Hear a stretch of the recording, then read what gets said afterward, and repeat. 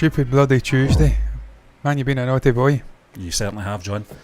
Hello and welcome on in to this Tuesday's edition of Movie News here at MBE. We'd just like to thank you once again for joining us here on our YouTube channel and of course your Twitch stream. I'm one of your co-hosts, Stephen John McLaughlin. That man slipping a delicious milkshake to my right, your left. It's John C. Walsh. How you doing, John? I'm doing splendid, yes. Splendid and tremendous. A lot cooler now. Yeah, it was very, very warm here in Scotland today. It was incredibly warm today. Hi Mike, how you doing? 33 degrees today. Listen, that warm, Stephen. It was raining. Yeah. And the rain was disappearing immediately. Yeah. And the rain was warm as well. Yeah, I just went out with a t-shirt. I didn't give a shit. It's meant to drop down to 70 tomorrow, which is normally actual good summer in Scotland, been about 70s. But yeah, we'll see how it goes. Yeah, we're going to talk about one topic tonight, yes, because we are doing some recordings later on tonight before we totally melt. And yeah, it's RRR. RRR impresses Doctor Strange director. Awesomely outrageous roller coaster of a movie. That's what he says anyway. That's our thumbnail and that is our headline and that's what we're talking about. Awesomely outrageous. This is coming in from the Indian Express. And John, you may want to adopt an American accent. I've seen some comments the white t-shirt guy. I know, they never understand me. I don't understand because John and I come from the same city, the same. I don't understand as well, you know, in council estates. But I think the issue is I speak quicker. I do speak quicker than you, Stephen, and you are very deliberate in your choice of words, whereas I am very much a rush in, full steam ahead kind of guy, and I ain't going to change. So they're just going to have to learn to understand me. Don't go changing to try and prove me. Anyway, here we go. I love you just the way you are. Wish some people in the comments would say that. But anyway, SS Rajamouli's SS Rajamouli's magnum opus, RRR refuses to slow down internationally, adding his name from the Marvel family into the list of growing fans in the Hollywood filmmaker Scott Derrickson, known for directing Doctor Strange from 2016, The Exorcism of Emily Rose from 2005, yes, and the critically acclaimed Ethan Hawke starrer The Black Phone from this year. I have to see. Yeah, lauding the movie starring Ram Charan and Junior NTR, Scott Derrickson shared a gif from RRR on Twitter and wrote, "To celebrate my birthday last night, my wife, kids and I watched RRR movie. What an awesomely outrageous rollercoaster of a movie. Loved it." The official Twitter handle of DVV Entertainment requoted Derrickson and replied from the director of Doctor Strange, "Thank you, Scott. #RRR movie." And you can see it there on our screen. And what you can also see is the character played by NTR Jr., whose name I have sadly forgotten. Yeah, look at that shot though, John. That crouching shot. From a tiger. Yeah, crouching, hidden Tiger. He wish he could hide. Why have I forgot his name? That's very Ramaraju. Beam. Yeah. Beam. Yep. Ram Charan played Ramaraju. And Derrickson is the latest to appreciate the period drama who's been associated with the Marvel Studios creative team. Last week, Doctor Strange screenwriter John Spates couldn't stop gushing after watching RRR. James Gunn also tweeted that he had seen the film, saying that he totally dug it. On the other hand, director Edgar Wright said that he was waiting for a film screening. Fair enough. Get your ass out, Edgar. There's James Gunn there saying he totally dug it. Can you dig it? Yes, we can. So there you go, John. Now, we've talked about this a few weeks ago with your man that did a Batman animated film, and he also wrote the script for. Wait for it. I can't remember either. I can't remember, John. It was a few weeks. It might have been. It was another Marvel movie. Was it Doctor Strange? It might have been one of the writers from Doctor Strange. I think he did a Captain America thing as well. That's what it was. It was an animated thing. Yeah. Batman. And the sort of angle we were going for was that, Indian cinema doesn't need a pat on the head from anyone from the West in terms of good job or anything like that. And that's not the angle we're going for this week, John, on the show.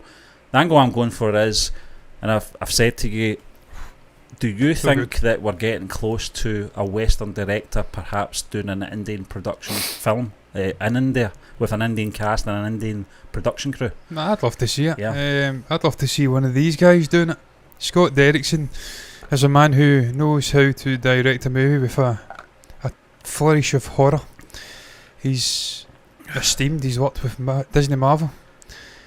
I'd love to see him go over and do it. I'd love to see any esteemed Western director going over and doing a sort of pan-Indian movie. Yeah.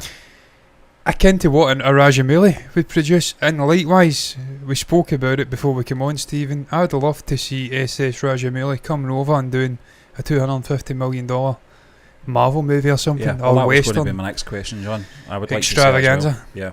well. Yeah. But would it work over here? Are we just a different breed over here? We're seeing all these different incredible directors appreciating one filmmaker's mastery is the word I'll use. 1-to-1. They understand the inner machinations of cinema, how to make a movie, how ambition like this can be realised on the silver screen. Yeah. It ain't easy, man. It's a huge operation. It's a city's worth of individuals coming together, all the different departments working in tandem to make these movies happen. These guys have a special insight into it. Your Edgar Wrights, your James Gunns, your Scott Derricksons. They understand how fucking difficult it is to bring it all together and make it pop on the screen. They're different from your average goon on the street, who perhaps won't have the same understanding, perhaps won't be drawn to the screens like these guys are. And we're different again because we have went off on a journey and watched the movies in India, and we understand. Even still, your Rajamoulis. If they were to dip their toes into Indian cinema, they would have to do their homework to make sure it was as authentic as possible, because one of the things that they have to get the Indian audience, they have to get Indian traditions, social movements, politics, religion and all that kind of thing, which it's not hard to understand, but they really have to invest a lot of time to really get Indian cinema the way that, as you said, John, we've been on a journey for the last 2 years and we're still trying to understand a lot of it as well, the politics, the geography as well. Yeah, exactly. The mythology, the sort of religious tensions, the societal wills of India. The movies are steeped in it. Yeah, well, that's the thing. That's why they I think tend to be deep. I think it's more realistic for an Indian filmmaker to come over to the West and do a successful film than the other way around. But that's not to say that I don't think any of the guys you just mentioned cannot do it, No, they'd have to work in collaboration. Incidentally, hello, Soul Fan, welcome in as well. RRR is a very, very, very good movie. I actually mentioned in the Q&A the other day, it's in there with one of my all-time favourite action movies. Yeah. And like T2, I'm not saying it's on the same sort of thematic level as a T2 in terms of like the sort of chosen one shit going on there, but it has its own I keep wanting to say majesty, I don't know why, majesticness. Yeah. With the sort of freedom fighters coming together. And then at the end you see it in the song, I forget the name of the song. We actually were speaking about the other song. All these important Titanic figures in Indian history, and they all have this sort of common purpose of obviously freeing the country from the tyranny of the British Empire. So it has its own different sort of thematics going on, but I rate it really highly. I think RRR, honestly, maybe in top 3, 4, 5 action movies I've ever seen. Yeah. Getting up there in terms of movies from Rajamouli, I'd say it's probably... I don't want to contradict myself. How did we rate the Bahubali movie, Stephen? Because I don't want to sit here and say RRR's better now. Well, and then I've contradicted myself. I think it is better. You can change your mind, you know. I think it's better than Bahubali. At the end of the day, you didn't have the RRR to do the comparison with at the time, and it was very early on in their journey as well. So you've got to take that into account. I think with a lot of the Indian films that we've reviewed over the last 2 years, I think if we went back and rewatched a few of them, we probably would change our ratings either higher or lower, just because we know more about how was that Mike speaking about higher? How the production side of things goes on. But there's a couple that I think would change higher. I think so, sure. yeah. I mean, John, classic one was obviously we did The Father, and I think we rated it a B or whatever it was, you know, and it's one of the best films I've ever seen. I mean, Steve, I think you still have to. I'm still twisting your arm to change your mind over 96. Yeah, I think you gave it a B. A B plus. Yeah, probably a B plus. That's an A, man. Come on, that's an A movie. I don't know. I'm sure I had my reasons. I'd have to watch the review again to see what my reasons were. No, but I totally understand all these directors, man, getting on board. I'm loving the fact this is a sort of zeitgeist moment for Rajamouli in the Western sphere. This guy is massive in India, and he'll be massive in multiple countries around the world. We've seen this with Talapathy, other big Indian acting, directing figures. They've got worldwide acclaim already, Stephen. They're known in France, they're known in Singapore, they're known all over the world. It's just the sort of ignorance of more Western-centric film fans, because they think Hollywood, maybe British cinema, French cinema, Italian cinema, it's bigger and better. No one can beat us. We're the best. And that's a mentality that's sort of dug in, it's entrenched. But that's just, you can go deep with that in terms of political, geopolitical stuff, just cultural stuff. Different regions will always think they'll be better anyway, but this guy's already renowned worldwide. But I'm loving the fact he's having this zeitgeist in the West. Yep. You've got all these big figures coming out and watching the movie and really, really enjoying it. And not just that, you're seeing it seeping into the subculture as well. The likes of Corridor Crew on YouTube reacting to it. Huge channel with like 1 million subscribers. Yep.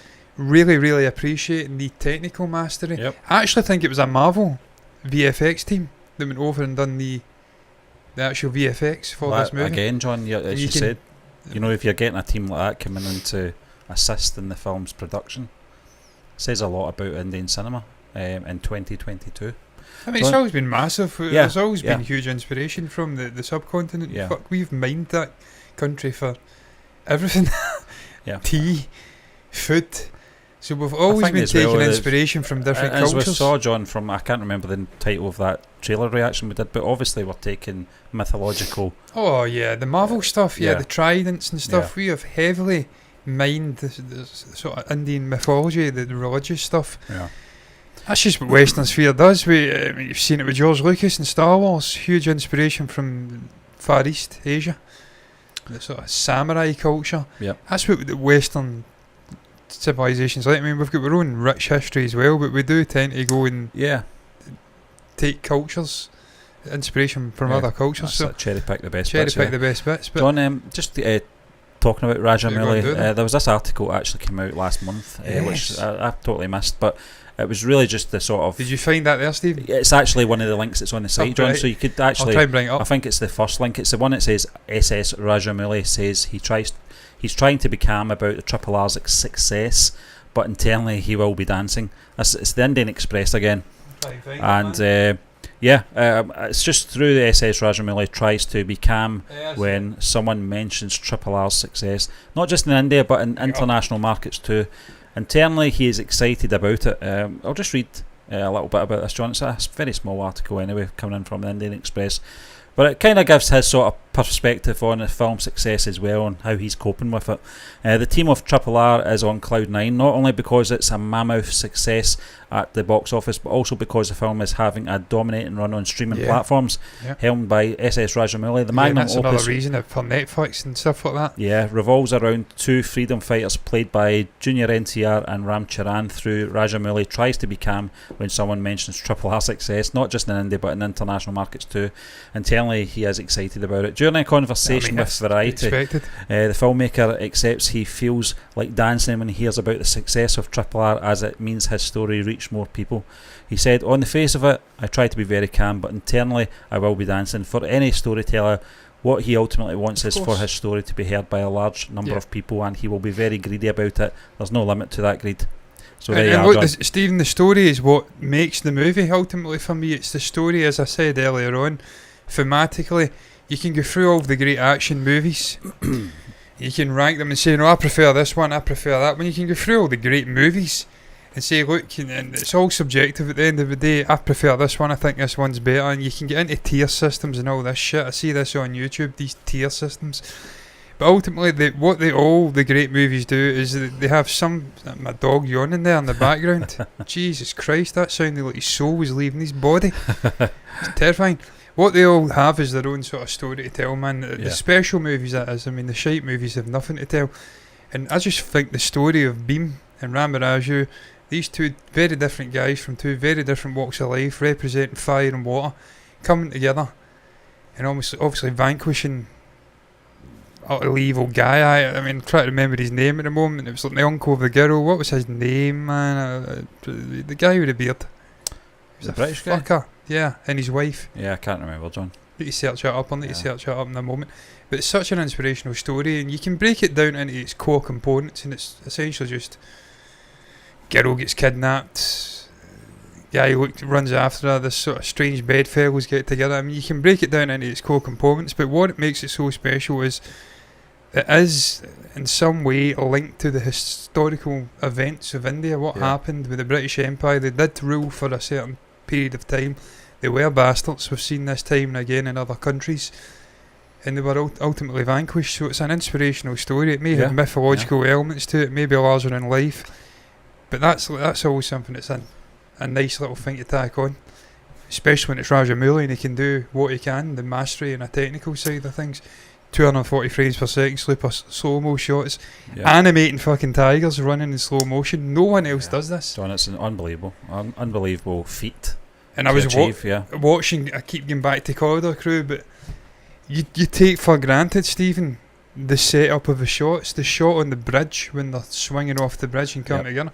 He's sitting on a saddle. All of the incredible rigging that goes into that. They're actually jumping off the bridge. They actually hold hands at the bottom. Incredible. They are invested in the story. They're actually there taking part in these set pieces. That will ultimately tell on the screen when you watch a movie. You will feel the passion, you will feel the excitement. That's what a Rajamouli brings. From the audience's point of view, John, you do feel excitement. We were excited for those action sequences as well throughout the movie. You can check out our reaction. Ones, man. Yeah, you can check out our reactions on RRR. I mean, you'll see an honest reaction from both John and I. We did laugh at bits that a lot of people were quite offended by, but it was just something that really took our breath away. Something we never expected. That was basically it. It wasn't a case of mocking it or anything like that. It was just an awe moment. I mean, we've got a sick, twisted sense of humour. Well, I can't speak for you, Steve. There's nothing more satisfying seeing a tiger attacking the bad guy, and rolling him about, and just playing with him. It's hilarious to us. I mean, someone made a great comment. I can feel the real investment, the enjoyment you're getting. Two Scotsmen laughing at the misfortune of British soldiers. I couldn't have put it better myself. I was fully invested in it, really enjoyed it. Were the villains a bit 2D at times? Probably they were. But that's not the point of this story. The point is these two guys, brothers in arms, two different walks of life, coming together and ultimately prevailing. Yeah. That's what the story is. It's about sort of commonality in a very divided world. Yeah. Telling that story, it's still necessary even to this day. S.S. Rajamouli is looking forward to collaborating with actor Mahesh Babu for its next project. He has already worked on the film's storyline and expecting the yet-to-be-titled movie to go on floors by the end of this year. So there we go. By the end of this year? Yeah. We'll go on floors, you mean I think production? That means, production, John. Yeah, that's good work phrase there. We'll have to keep that one in mind. We have to go back and watch more Rajamouli movies. Yeah. We had some comments when we watched Bahubali. I don't know if there's anyone in the comments now who has knowledge of Rajamouli's back catalogue can recommend, because we need to go back and react to a couple more. We've only seen 3 of his movies and they've all been epic. Yeah. They've all been slightly fantastical, of course, but they've all been epic. And look, as I keep saying, I've got a shield behind me. It represents a guy, a super soldier, who's pulling helicopters out the sky. So I don't mind fantastical. Yeah. You go into cinema to be wild. It's blissful escapism from the real world. I'm quite happy seeing a guy swinging a 50-kilogram bike about and wrestling with tigers. As long as it's fun and it's well executed, I'm there. And Rajamouli executes it. So I want to see more of this guy's movies, man. And you know, you've mentioned his next movie. Doesn't matter who he casts. It doesn't matter what it's about. You're going to get that epic scale. You're going to get incredible slow-mo shots. I think that was the characters' names there, John. Scott Buxton and Catherine Buxton. Yeah, was that what his name was? Yeah. Was it not something Scott though? It was I think they might have had a title, yeah, but General Scott or something like that. Maybe I don't know. Yeah, he was a something fucker. like that, yeah. But even he had his moment. Yeah. When he flies out the car and grabs the rifle.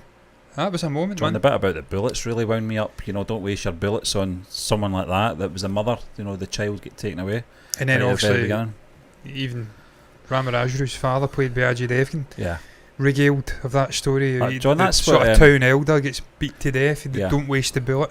How that pays dividends, it all comes to fruition at the end. I think that's why, in terms of both characters in Beam and Raju, is that a great scene? Yeah, hands, I think we did say that model, by the way. In terms of the characters, I think Raju's character was slightly more interesting because he had the backstory with the father. Mm-hmm.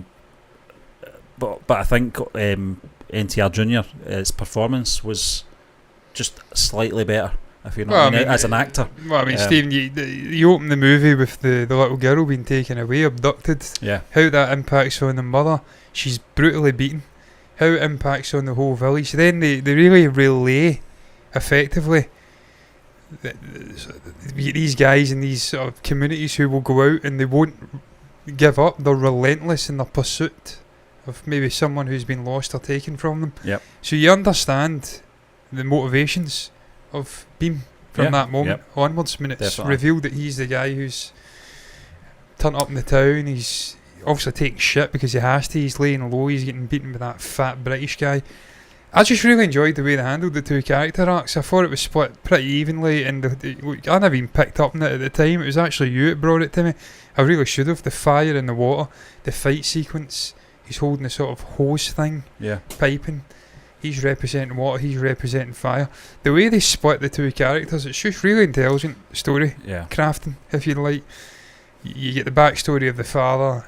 He plays a huge part. It's Ajay Devgan. You get the village and what this little girl means to him and what she represents to the community.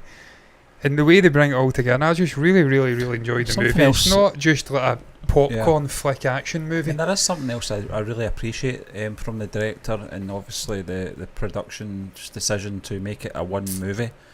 They could have done what they did with Bahubali and made it, chapter 1 and 2, because the film's running time is over 3 hours long, and they could have possibly have maybe added on maybe another 20 minutes more, maybe more Ali Abbat, I don't know, but I think the pacing would have killed it. But I think they could have done that, John, and really milked it, but they didn't. They condensed it onto that 3 hours and 7 minutes, I think it was. With Bahubali, man, it was such an epic tale, though. Yeah. You get 2 stories, haven't you? It's like 2 generations of character, and how the Barara Deva character impacts on 2 generations. He's a thorn in the side of his father and the son. It's such a huge epic story that you simply cannot take that in one movie. You have to split it into 2. And I actually enjoyed the second movie better than the first, so it's not like it was tacked on and it was unnecessary. No. And it was a cash grab. All the great directors, man, and I'm including Rajamouli in this. I think he's probably the best I've seen from the Indian subcontinent. Lokesh Kanagaraj certainly can get there. He's a very young guy. But Rajamouli seems to be different gravy, as we call it over here. They just know how to handle movies, Steve. They know when it requires splitting up. They know when they can tell it in one. That's it, exactly. Sort of That's the one thing I'd say against Peter Jackson. You can level some criticism against him that sometimes he does overstay his welcome in movies. He'll make a trilogy for the sake of it. The Hobbit could have been a duology. It would have worked better, yeah. But he had to make it a trilogy. That's what elevates these guys, man. Yeah. Your Tarantinos know how to tell a story. If Kill Bill needs to be 2 movies, then it's 2 fucking movies. Yeah, exactly. And he'll release it as a sort of omnibus. Yep. That's how they do it, man. I just wish Jim Cameron had done that with Terminator. So do I. I wish. Well, I mean, he did. Well, he did. And he walked away. It was out of his hands after that, wasn't it? He walked away. And that's why Jim Cameron's fucking one of the absolute GOAT directors. He's never been involved in terms of hands-on with another Terminator movie. They know how to craft movies. These guys are invested. It's an art form. That's it, yeah. And they're artists. But look, man, I'm glad to see ultimately that Derrickson, guys like that, not as a pat in the back or a sort of. As a well-respected director, John, we're fans of Derrickson. You've got to remember that as well. You know, we've been fans of his for the last 6-7 years. Probably longer with obviously the exorcism of Emily Rose. John, I didn't realise that was so long ago, 2005. That film came out. Talking 17 years ago, I can't believe that. I remember seeing that film. And it was a very good film as well, but the guys... he knows how to do horror. Yeah, well that's it, yeah, exactly. That's ultimately why I don't care about him moving away from Strange 2, because he's doing this Bermuda Triangle thing. He's doing... This guy will go on and have a career. Yeah. He's had a career before Marvel, he'll have a career after. Exactly. But it's good to see that they're watching it, they're appreciating it. We've watched it, we've appreciated it before these guys, and now the storms sort of hit America, and they're now seeing what we've seen in the sharing the love, because he deserves it. Yeah, the guy is a master at his craft, he deserves it. We're going to get the intro again, which I can't do anything about, I forgot to press it. And it is what it is, ultimately. But it's great to see, man, that it's getting love. There was people arguing in our comments when we were reacting to the movie about some people were saying, yeah, it's huge in America, it's doing brilliant business, lots of people are raving about it. People were replying, no they aren't, you're lying. Well, they weren't lying, because it is fucking doing great business. And there's a lot of average film goers really enjoyed the movie, went and seen it 3, 4, 5 times, so it is getting rave reviews. Yep. The people who says that in the comments were vindicated. They were telling the truth. So shut up, bitch. And I'm glad it is, because it deserves it, as I did say. But look, man, that's going to round it up. We're done speaking. We're about to go and record a reaction to Sacred Games, episode 6, I believe. Yeah. So we daren't hang around too long. We're going to round it up. What's your thoughts on RRR? What's your thoughts on the love that RRR is being bestowed from big Marvel director after big Marvel director? That's what I'm just going to call them. Straight up. Writers, directors, watching it, appreciating it, digging it. Comment down below. Share your thoughts about that, if you've got anything to say about it.